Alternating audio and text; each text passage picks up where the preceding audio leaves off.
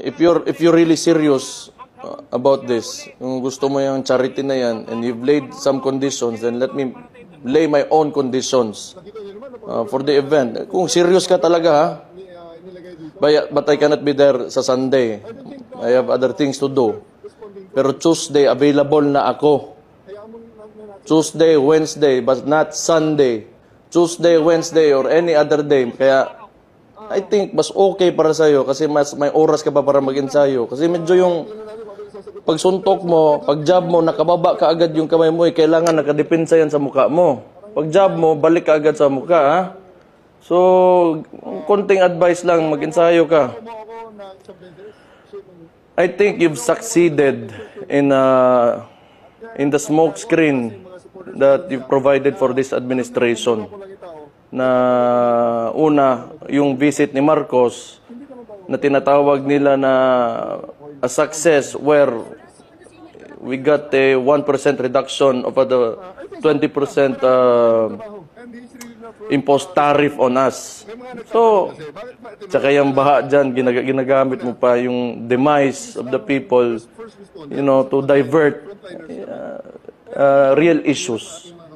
So, kung gusto mo talaga, dalawa lang yan.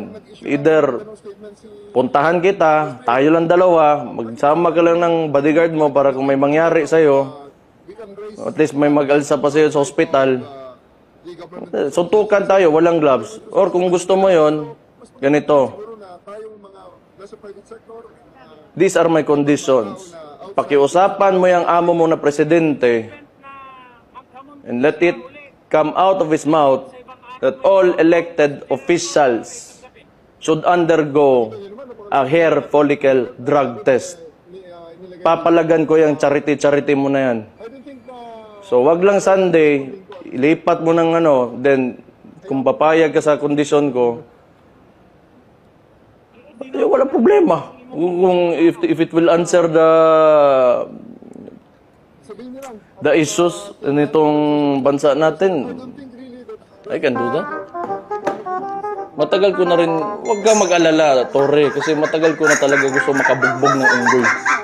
In the event na maghamon po siya uli at dalhin sa ibang araw, may panahon pa ho ba si General Torre para tayo tanggapin?